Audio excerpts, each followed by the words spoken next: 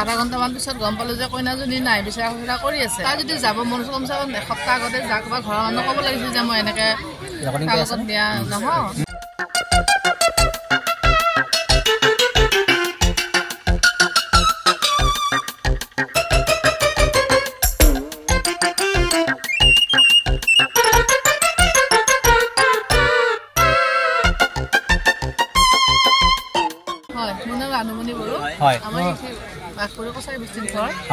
ওচৰৰে হয় আমি বিয়াত মাতিলে আহিলো, ইমান ধুনীয়াকে কইনাটো দেখা পাম লৈ আহিলো।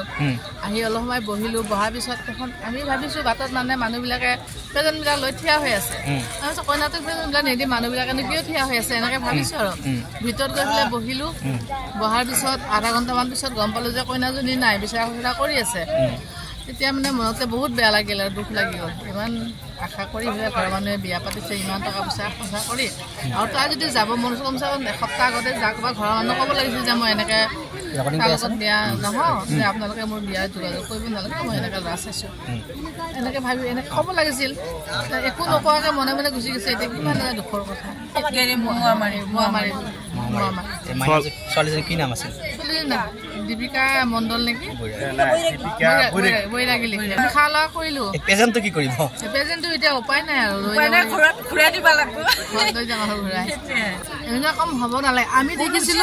আমি দেখিছিলো মোবাইলত এনেকুৱা ঘটনা, আৰু মানে শুনিছিলো বেলেগত, কিন্তু এতিয়া দেখিলো যে নিজৰ ঘৰৰ ওচৰতে হ'ল এনেকুৱা। মানে নিজকে বহুত লাজ লাগিছে আৰু বহুত দুখো লাগিছে, কিন্তু এনেকুৱা হ'ব নালাগে আচলতে। কিমান দুখ লগা কথা, কিমান বৈছোহে খাবা, কিন্তু আমি শান্তি লগা নাই। যিখিনি খাইছে আমাৰ দেহাত একোৱে লগা নাই। দৰা ঘৰা মই ভাবা হিচাপত পুলিচক জনাব লাগিছিল, তেওঁলোকে জনাইছিল নে নাই এতিয়া ক'ত যাব?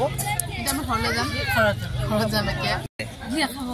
তাৰপিছত কন্যা নাই এতিয়া কি কৰিলে? এতিয়া খাইছো, খাই বৈ গুচি যাই আছো। মই আহিছিলো, সাগৰী আহিছিলো, ভাগিনী আহিছিল, ল'ৰা আহিছিল, আটাই আহিছিলে পৰিয়ালত। প্ৰেজেণ্ট হাতত লৈছো, খাইছো। এতিয়া কন্যা নাই, কাক দিম প্ৰেজেণ্টটো?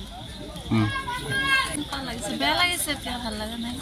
খাইছো, খাই পেলাই শান্তি লগা নাই।